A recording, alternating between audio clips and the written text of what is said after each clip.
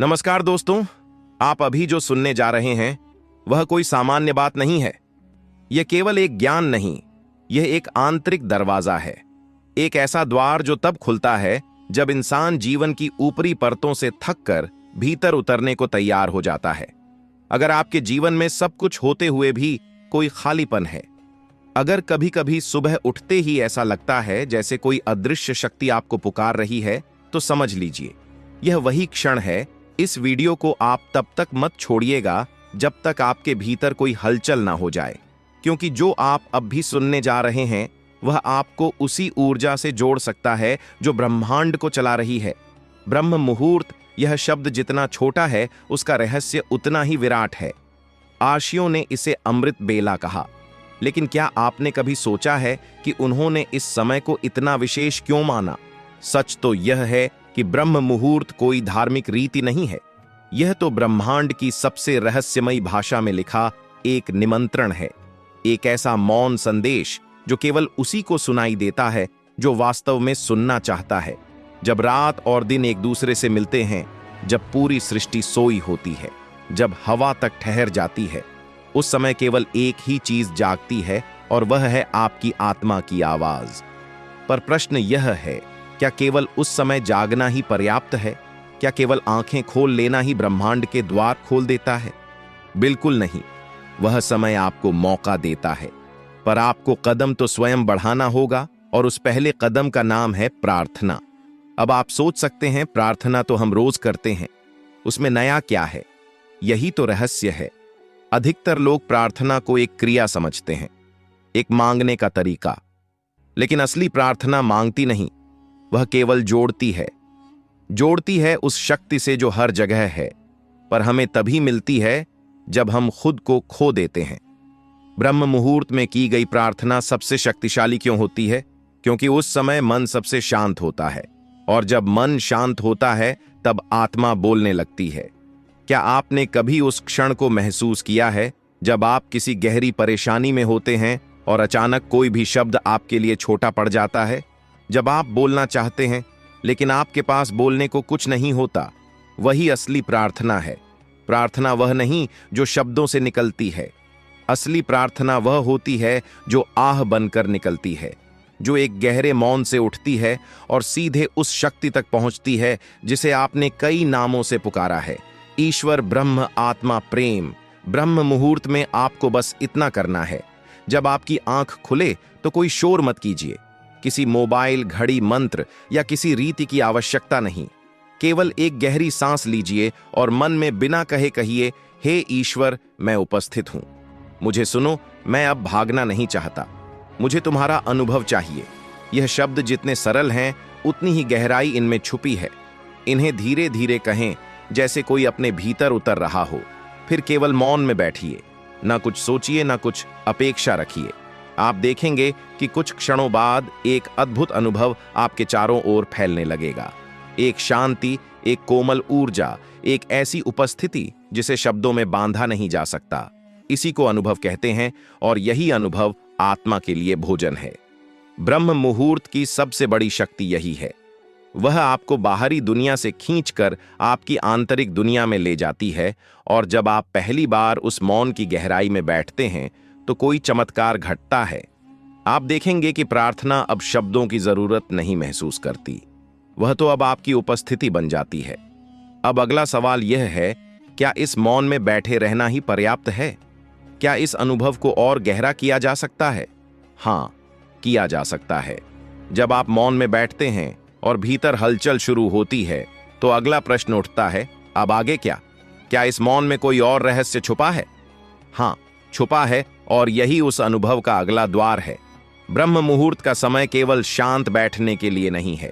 यह वह क्षण है जब पूरा ब्रह्मांड आपकी आत्मा से संवाद करना चाहता है, लेकिन वह संवाद शब्दों में नहीं होता, यह तो ऊर्जा की भाषा में होता है, भावना की भाषा में। अब आपको जो करना है वह यह है, उस मौन को केवल बाहर ही नहीं, अपने भीतर भी फैलाना है।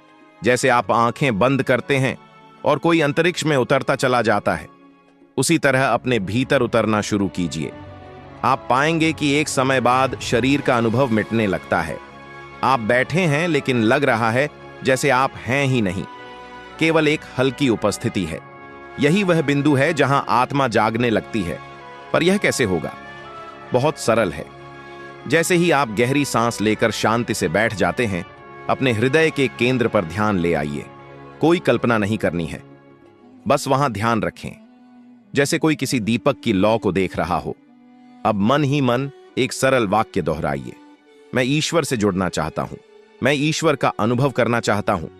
इस वाक्य में कोई मांग नहीं है, कोई लालच नहीं है, केवल एक प्यास है, और यही प्यास ही असली साधना है।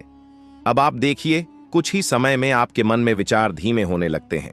कोई पुरानी याद आ सकती है, कोई भावुकता भी आ सकती है, लेकिन उन्हें जाने दीजिए।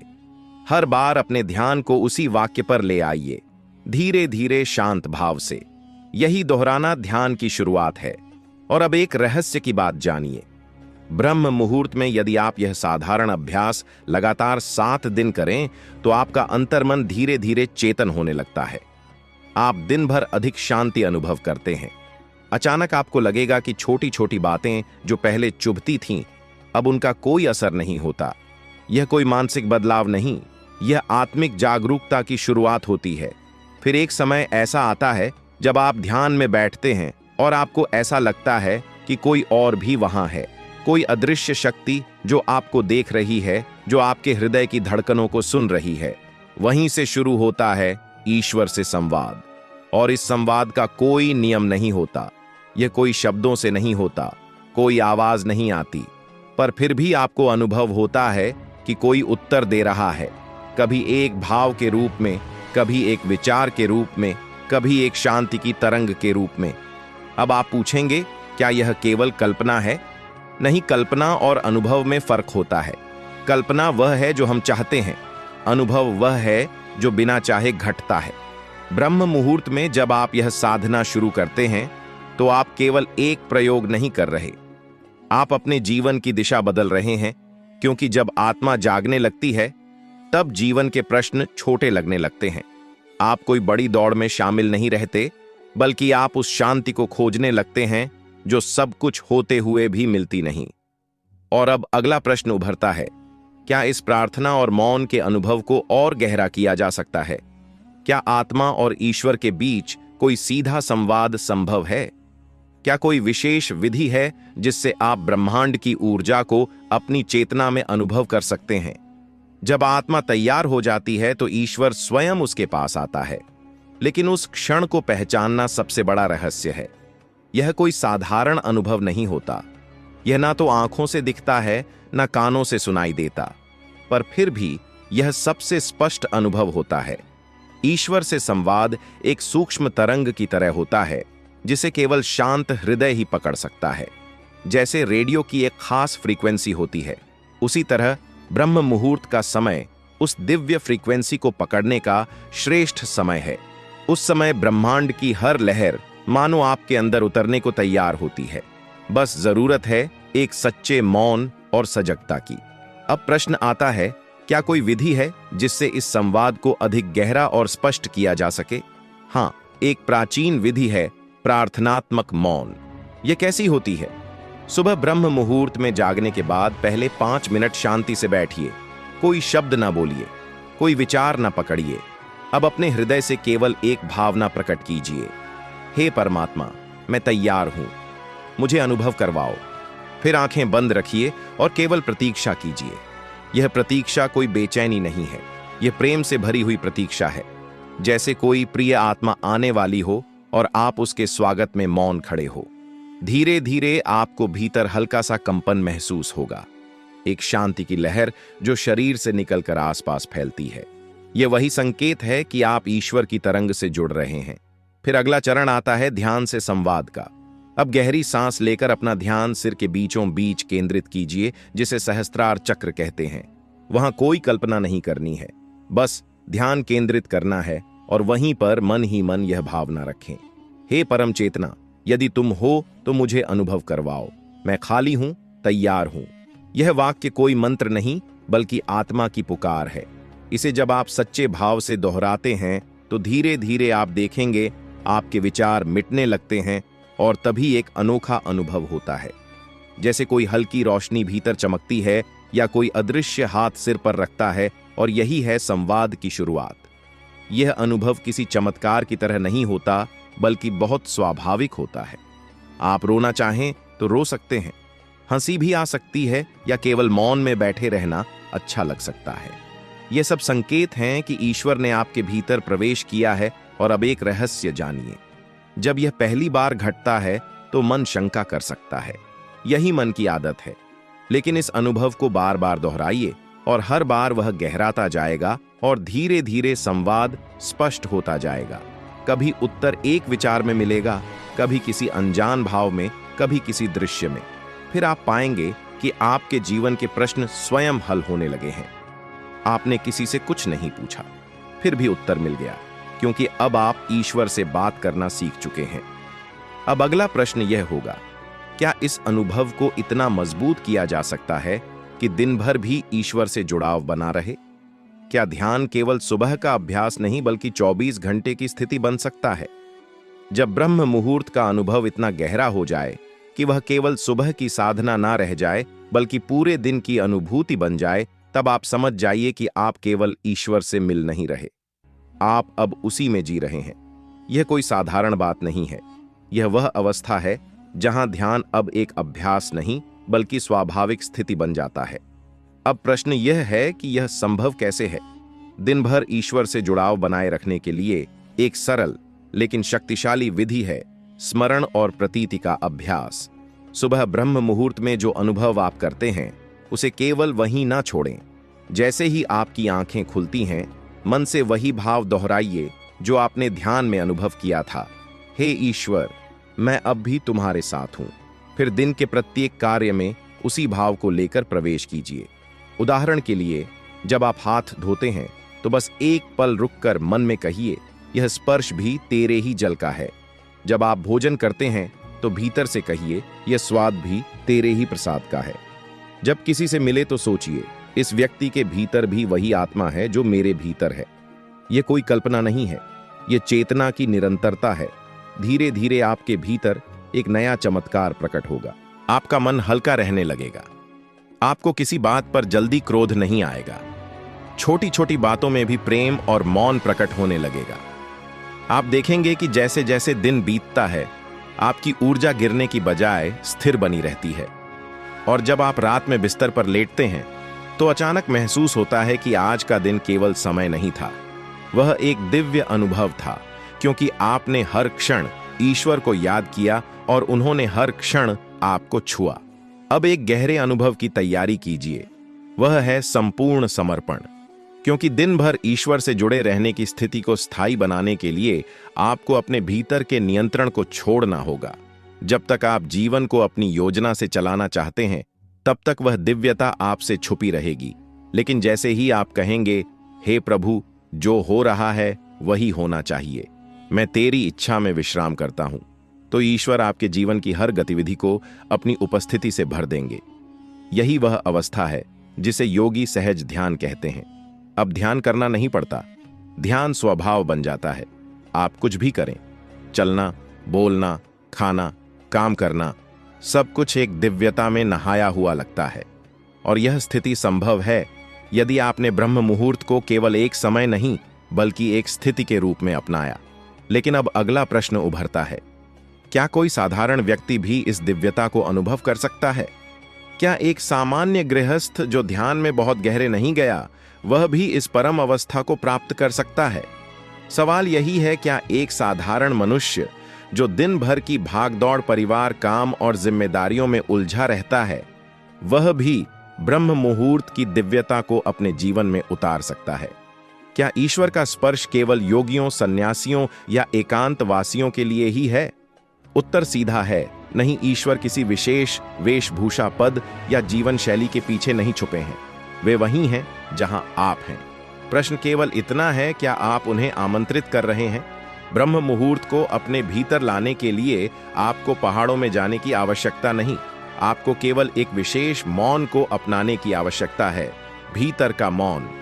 सुबह जल्दी उठने के बाद जब आप स्नान करते हैं, चाय बनाते हैं, अपने कपड़े पहनते हैं, उन सभी क्षणों को एक साधना बना दीजिए, एक उदाहरण समझिए। मान लीजिए आप एक स्कूल टीचर हैं। आप सुबह 4:30 पर उठते हैं। ब्रह्म मुहूर्त में आप 15 मिनट चुपचाप बैठकर गहरी श्वास लेते हैं। मन में ईश्वर को स्मरण करते हैं, हे प्रभु, आज भी मेरे माध्यम से तुम्हारा कार्य हो। अब आप रसोई में जाते हैं, चाय बनाते हैं, लेकिन उसमें भी मन शांत है। मोबाइल नहीं देखा, समाचार नहीं सुना, सिर्फ मौन। फिर आप विद्यालय के लिए तैयार होते हैं, लेकिन हड़बड़ी में नहीं, एक सहज शांति के साथ। फिर जब आप बच्चों को पढ़ाते हैं, आपके शब्दों में प्रेम होता है, आपकी आंखों में करुणा होती है और आपकी उपस्थिति में एक दिव्यता होती है जो बच्चों को भी अनुभव होती है। यह है गृहस्थ के जीवन में ब्रह्म मुहूर्त की साधना। यह कोई कल्पना नहीं है, यह अभ्यास है। जब आप हर दिन ब्रह्म मुहूर्त को इस भाव से झेंगे तो ईश्वर आपके जीवन के हर कोने में उतर जाएंगे। फिर आप ऑफिस में होंगे, बस में होंगे, बाजार में होंगे, लेकिन भीतर एक साक्षी मौन बना रहेगा, जैसे कोई आपको भीतर से देख रहा है और मुस्कुरा रहा है। आपको यह जानकर आश्चर्य होगा कि संसार के कई महान आत्माओं ने इसी राह पर चलकर दिव्यता पाई है। वे जंगलों में नहीं गए, वे घर पर ही थे परिवार के साथ, लेकिन हर दिन एक अलक्षित ध्यान, एक मौन समर्पण उनके भीतर बहता रहा।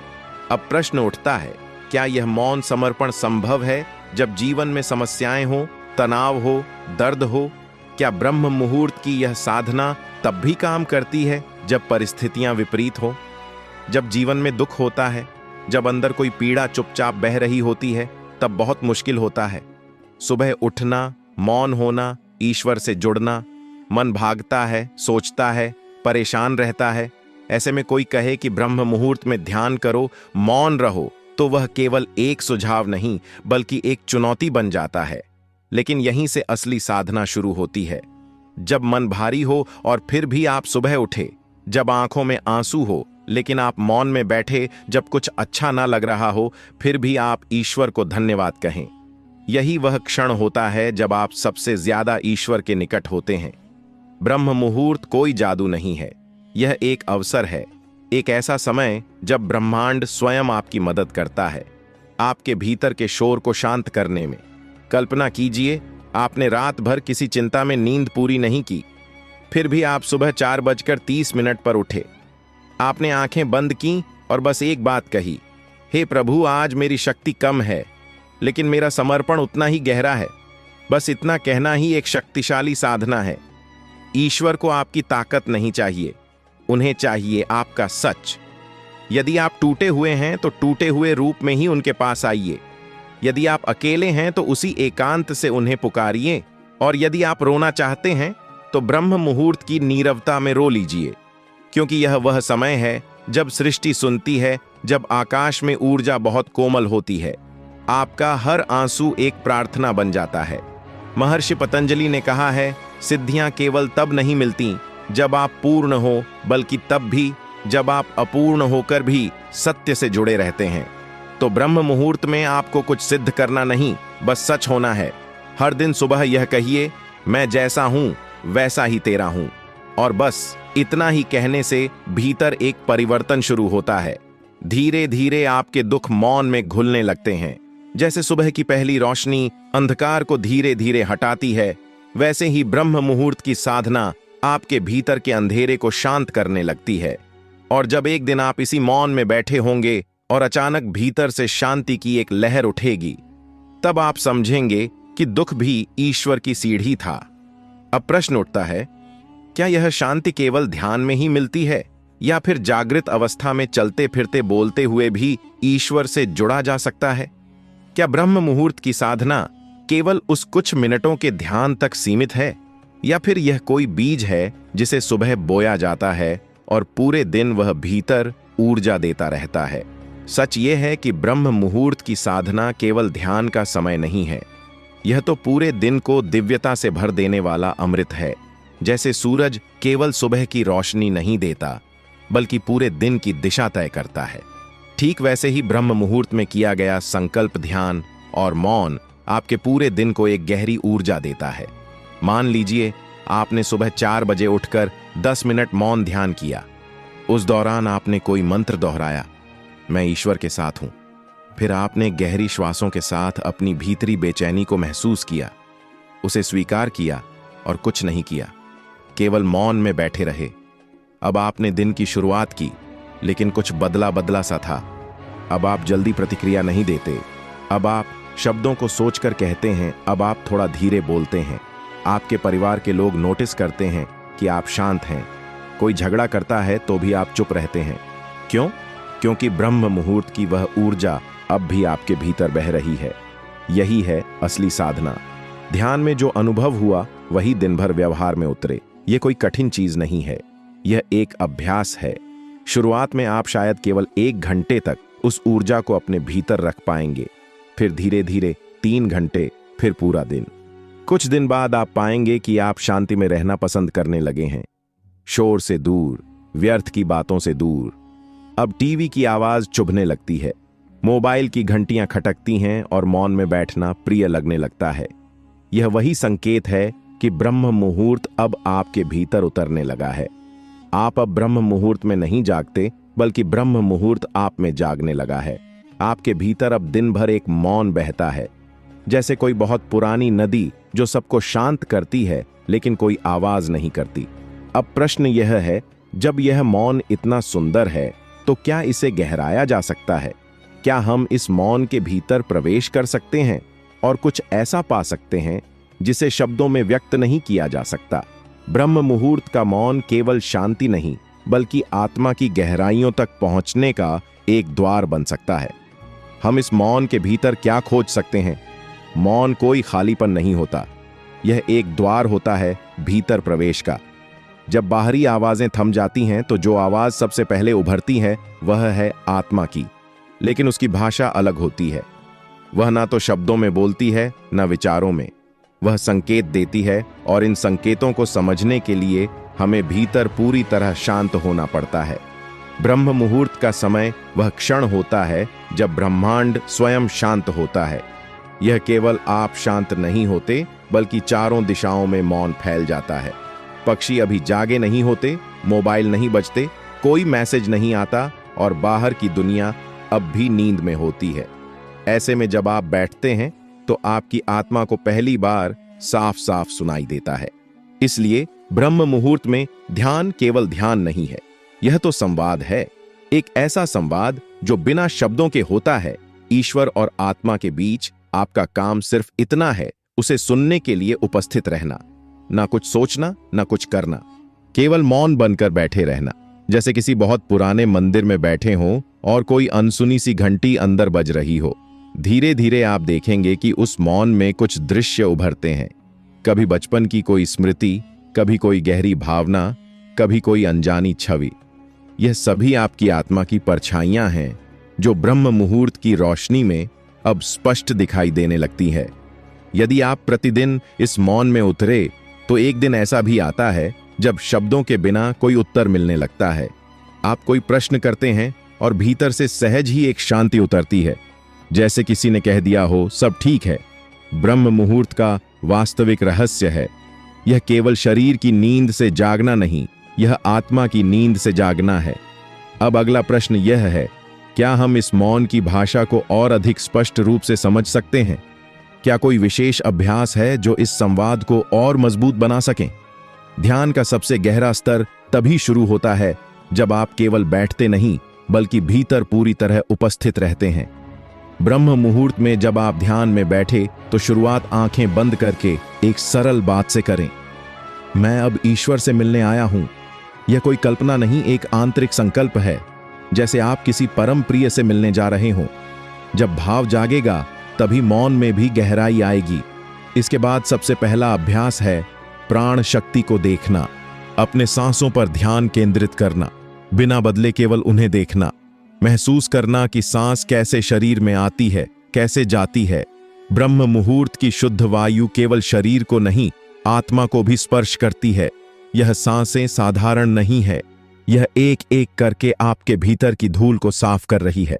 यदि आप पूरी निष्ठा से केवल 5 मिनट सांसों को देखें तो आप अनुभव करेंगे कि आपका मन स्वतः शांत हो गया है। दूसरा अभ्यास है हृदय से सुनना। अब आप सांसों से ध्यान हटाकर अपने हृदय पर ध्यान केंद्रित करें। सोचें नहीं, केवल उस स्थान को महसूस करें जहां आप प्रेम, पीड़ा और शांति महसूस करते हैं। वहीं आपकी आत्मा ईश्वर से बात करती है। यह स्थान आपके भीतर का मंदिर है। धीरे धीरे आप सुन पाएंगे, कोई हल्का सा कंपन, कोई शब्द नहीं, बस एक उपस्थिति। यह वही क्षण होता है जब भीतर से लगता है कोई मुझे देख रहा है, कोई मुझे सुन रहा है, और वही परम सत्ता है। तीसरा अभ्यास, प्रार्थना को मौन बनाना। अब तक आप जो भी ईश्वर से कहते थे, अब उसे कहना बंद कर दें। केवल मौन होकर बैठे रह और उन्हें सुनने दें। कई बार सबसे गहरी प्रार्थना वह होती है जो हम कभी बोलते नहीं, बस महसूस करते हैं। बस वहीं बैठकर धीरे से कहिए, मैं यहां हूं, आपसे मिलने आया हूं, और फिर चुप हो जाइए। जितना गहरा मौन, उतनी तीव्र उपस्थिति। यदि आप रोज ब्रह्म मुहूर्त में इन 3 सरल अभ्यासों को करें, सांसों को देखना, हृदय को सुनना और मौन प्रार्थना करना, तो धीरे धीरे आपके भीतर कुछ बदलने लगेगा। विचार कम होंगे, भावनाएं अधिक सशक्त होंगी, और सबसे बड़ी बात, एक अज्ञात शांति हर दिन सुबह सबसे पहले आपके भीतर उतरेगी, और तब आप समझ पाएंगे ब्रह्म मुहूर्त में ध्यान केवल एक क्रिया नहीं, बल्कि आत्मा और परमात्मा के बीच का वह सेतु है जो जीवन को दिव्यता से जोड़ देता है। अब अगला प्रश्न उठता है, क्या यह अनुभव केवल मौन और अभ्यास तक सीमित है, या ब्रह्म मुहूर्त में कुछ ऐसा भी होता है जिसे विज्ञान भी मानता है? जब आर्षियों ने हजारों वर्ष पूर्व यह कहा था कि ब्रह्म मुहूर्त में ध्यान सबसे प्रभावशाली होता है, तो उनके पास ना तो घड़ी थी और ना ही वैज्ञानिक यंत्र। लेकिन फिर भी उन्होंने समय की उस खिड़की को पहचान लिया था जब ब्रह्मांड का कंपन सबसे शांत और शुद्ध होता है। आज विज्ञान भी इस रहस्य से धीरे धीरे पर्दा उठा रहा है। विज्ञान कहता है कि सूर्योदय से लगभग 1.5 से 2 घंटे पहले शरीर में मेलाटोनिन हार्मोन का स्तर सबसे अधिक होता है। यह वही हार्मोन है जो नींद को नियंत्रित करता है, और जब यह उच्चतम स्तर पर होता है तो मन सबसे अधिक शांत होता है। यानी यह समय आपकी चेतना के लिए सबसे उपयुक्त है। ना तो शरीर बहुत सक्रिय होता है, ना ही दिमाग में शोर होता है। बस एक संतुलित स्थिति होती है जहां आत्मा गहराई से जुड़ सकती है। दूसरी बात, इसी समय ऑक्सीजन का स्तर वायुमंडल में सबसे शुद्ध होता है। पेड़ पौधे रात भर की प्रक्रिया के बाद सुबह के पहले भाग में सबसे अधिक ताजा प्राण वायु छोड़ते हैं। आप जब ब्रह्म मुहूर्त में गहरी सांस लेते हैं तो वह केवल श्वास नहीं होती, वह जीवन की ऊर्जा होती है। यह ऊर्जा न केवल शरीर को जागृत करती है, बल्कि आपकी चेतना को भी ऊपर उठाती है। तीसरी बात, ब्रह्म मुहूर्त में दिमाग की वेव्स यानी ब्रेन वेव्स थीटा स्थिति में होती है। यह वही अवस्था है जब व्यक्ति या तो ध्यान में होता है या सपना देख रहा होता है, और यही स्थिति रचनात्मकता, अंतर्दृष्टि और ईश्वर से जुड़ाव के लिए सबसे उपयुक्त होती है। इस समय आप जो भी संकल्प करते हैं वह आपके अवचेतन में गहराई से बैठता है। इसलिए यदि आप ईश्वर से कुछ मांगना चाहते हैं, अपने जीवन को बदलना चाहते हैं, या किसी भी मानसिक तनाव से बाहर निकलना चाहते हैं, तो ब्रह्म मुहूर्त ही वह समय है जब यह सब सबसे गहराई से काम करता है। यह कोई जादू नहीं, यह प्रकृति और शरीर की लय का मिलन है। जब आप इस लय के साथ ध्यान में बैठते हैं तो आप ब्रह्मांड के साथ एकत्व की स्थिति में पहुंच जाते हैं। अब प्रश्न यह है, क्या इस समय में की गई प्रार्थना सचमुच पूरी होती है? और यदि हां, तो ऐसी कौन सी बात है जो प्रार्थना को सुनने योग्य बनाती है? सोचिए, जब कोई बच्चा पूरी सच्चाई और मासूमियत से कुछ मांगता है तो क्या माता पिता उसे टाल सकते हैं? बिल्कुल नहीं। ठीक वैसे ही ब्रह्म मुहूर्त में की गई प्रार्थना उस शिशु की पुकार की तरह होती है जो ब्रह्मांड की गोद में बैठा हो। उस समय ना कोई शोर होता है, ना ही दुनिया की भागदौड़। केवल आपकी आत्मा और उस परम सत्ता के बीच एक सीधा संवाद होता है। प्रार्थना कोई याचना नहीं होती, यह एक आंतरिक समर्पण है, जहां आप अपने पूरे अस्तित्व के साथ यह स्वीकार करते हैं कि आप अकेले नहीं हैं, कोई है जो सुन रहा है। ब्रह्म मुहूर्त में की गई प्रार्थना में 3 शक्तियां होती हैं: शांति, स्पष्टता और ऊर्जा। शांति आपके मन को स्थिर करती है, स्पष्टता आपकी भावना को एक दिशा देती है, और ऊर्जा आपकी प्रार्थना को गति देती है।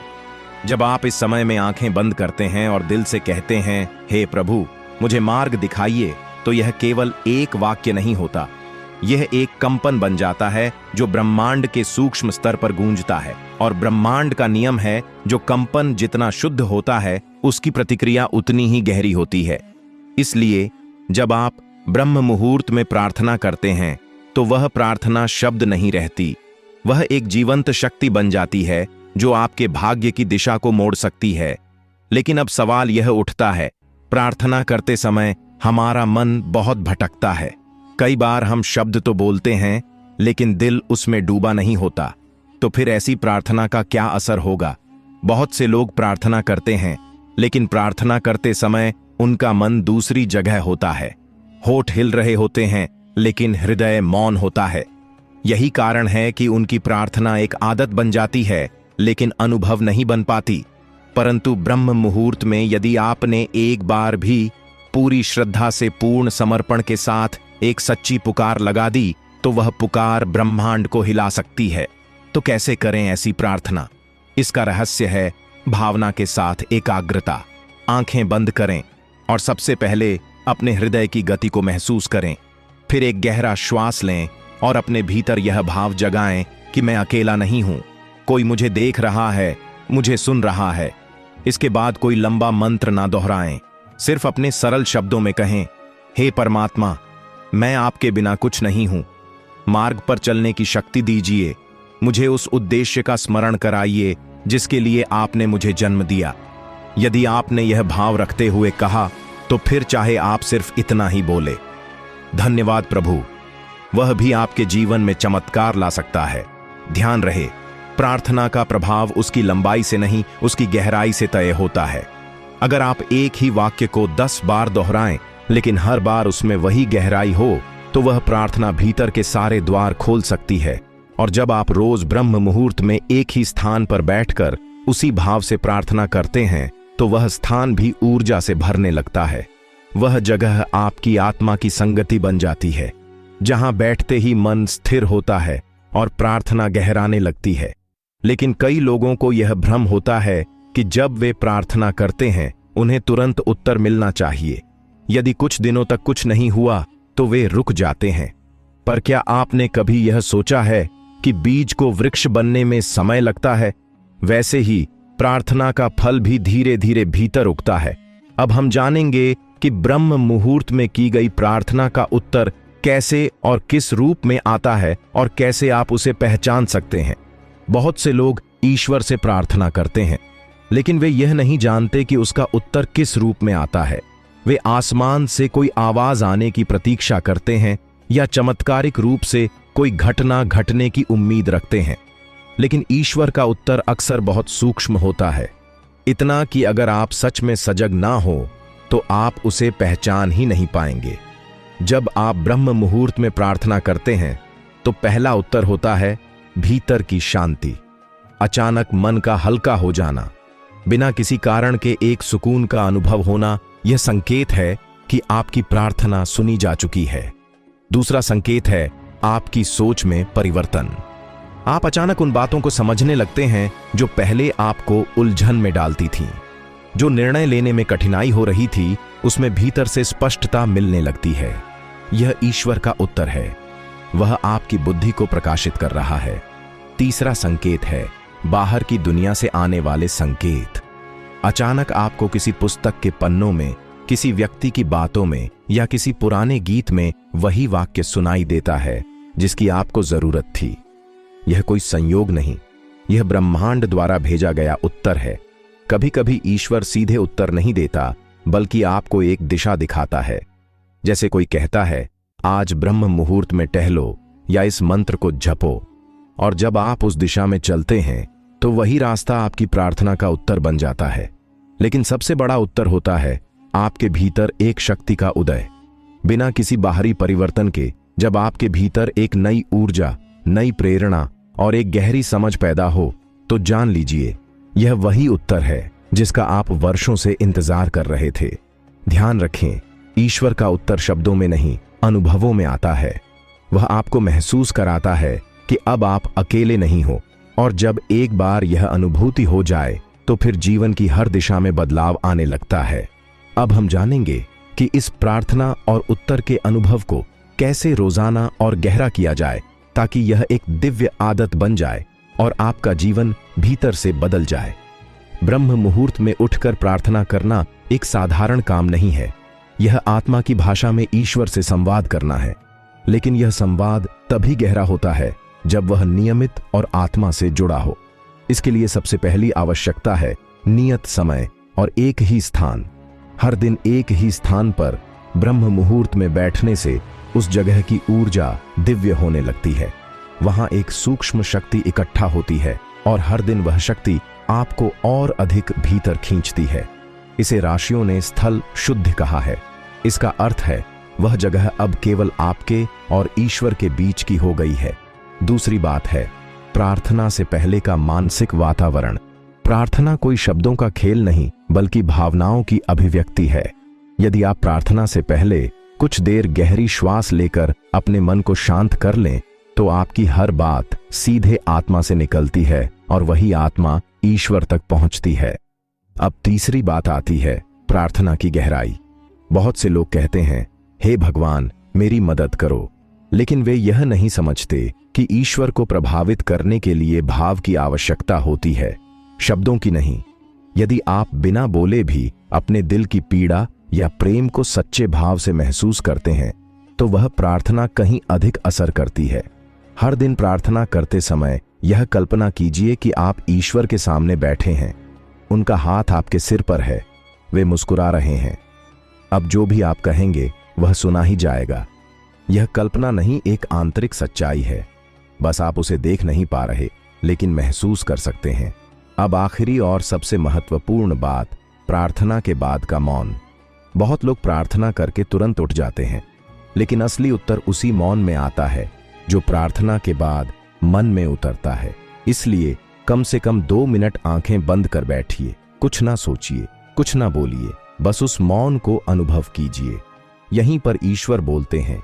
जब आप इन बातों को रोज अपनाने लगते हैं, तो आपकी प्रार्थना कोई याचना नहीं, बल्कि एक मिलन बन जाती है। अब आप कुछ मांगते नहीं, सिर्फ जुड़े रहते हैं और ईश्वर स्वयं तय करता है कि आपको कब, क्या और कैसे देना है। यही वह अवस्था है जहां जीवन का चमत्कार शुरू होता है। अब हम जानेंगे कि ब्रह्म मुहूर्त में की गई प्रार्थना कैसे हमारे पूरे दिन को प्रभावित करती है और किस तरह यह दिन भर की ऊर्जा और परिणामों को बदल सकती है। सुबह सुबह जब आप ब्रह्म मुहूर्त में अपनी आत्मा को ईश्वर से जोड़ते हैं, तो आपके भीतर एक विशेष प्रकार की तरंगें उत्पन्न होती हैं। यह तरंगें अदृश्य होती हैं, लेकिन पूरे दिन आपकी सोच, आपके निर्णय, आपकी ऊर्जा और आपके कर्मों को प्रभावित करती है। इसे ऐसे समझिए जैसे सुबह आपने अपनी आत्मा को सूर्य से जोड़ दिया हो। अब सारा दिन चाहे जो भी अंधकार आए, भीतर का प्रकाश बुझता नहीं।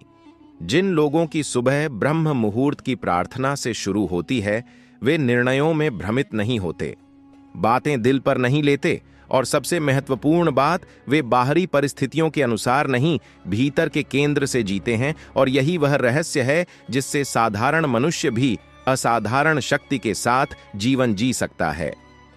जब आप नियमित रूप से इस समय प्रार्थना करते हैं, तो ब्रह्मांड भी आपकी सहायता करता है। आपको मिलते हैं ऐसे लोग, ऐसे मौके, ऐसे निर्णय जो आपकी प्रार्थना के अनुरूप रास्ता बना देते हैं। यह चमत्कार नहीं, यह आपके और ब्रह्मांड के बीच की एक सूक्ष्म संधि है। और धीरे धीरे आप यह अनुभव करने लगते हैं कि आप केवल इस शरीर में सीमित नहीं हैं, आप एक प्रवाह हैं, ईश्वर से जुड़ा हुआ प्रवाह, जो हर उस व्यक्ति को छूता है जो आपके पास आता है। आपकी बातों में गहराई आ जाती है, आपकी आंखों में चमक आ जाती है, और आपके चेहरे पर एक ऐसा तेज होता है जो केवल भीतर के मौन और प्रार्थना से आता है। यह तेज कोई दिखावे के लिए नहीं होता, यह वह ऊर्जा होती है जिसे लोग बिना कहे ही खींचते हैं। और जब आप दूसरों को बिना कहे दिशा देने लगते हैं, तब समझिए कि प्रार्थना केवल व्यक्तिगत नहीं रही, अब वह ब्रह्मांड के लिए एक सेवा बन चुकी है। यही है ब्रह्म मुहूर्त की प्रार्थना की अंतिम शक्ति। वह आपको केवल मांगने वाला नहीं बनाती, वह आपको देने वाला बनाती है। अब आप स्वयं ईश्वर के संदेश बन जाते हैं और आपका जीवन एक मौन ध्यान बन जाता है। अब जब आप इस पूरी यात्रा को पूरा कर चुके हैं तो केवल जानिए नहीं, इसे जिए। कल सुबह से ही इसे अपनाइए। उठिए, मौन में जाइए और ईश्वर से बात कीजिए। जैसे कोई बहुत पुराना मित्र मिला हो जिससे बरसों से बात नहीं हुई हो। वह सुनेगा, वह उत्तर देगा और धीरे धीरे आपके जीवन का हर कोना ईश्वर से भर जाएगा। आज की वीडियो में बस इतना ही। मिलते हैं किसी और नई वीडियो के साथ। इस वीडियो को लास्ट तक देखने के लिए आपका बहुत बहुत धन्यवाद। जय गुरुदेव।